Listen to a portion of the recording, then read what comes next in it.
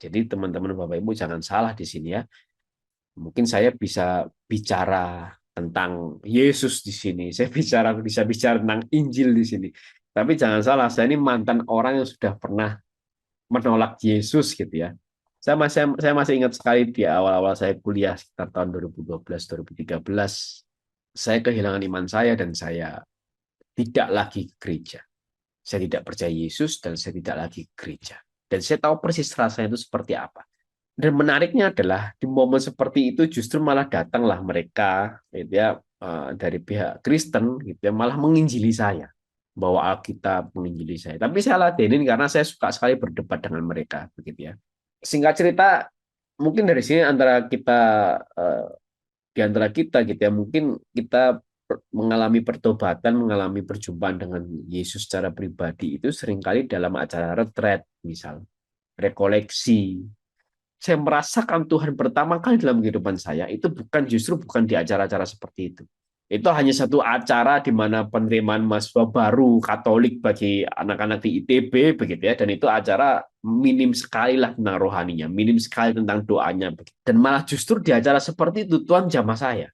Saya menangis jadi-jadinya. Saya masih ingat sekali kejadian itu, kalau saya membayangkan saya masih ingat sekali gitu posisinya, lokasinya di mana saya menangis gitu ya, dan siapa yang menemani saya saat itu saya masih ingat sekali kalau saya membayangkan gitu ya. Sampai teman saya tanya ke saya, terus kamu tuh kenapa kok nangis? Dan saya masih ingat, saya jawab saat itu sambil menangis, saya jawab, aku nggak tahu aku kenapa begitu kan. Sampai akhirnya muncul suatu perasaan bersalah, tapi saya masih nggak tahu saya bersalah sama siapa.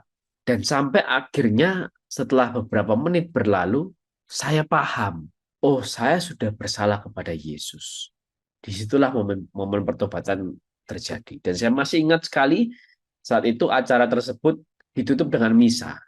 Dan di awal saya sudah berniatan tidak mengikuti misa karena saya sudah nggak percaya Yesus. Saya ikut acara itu supaya bertemu dengan teman-teman, jadi bertemu dengan mahasiswa baru, bukan bertemu dengan Tuhan.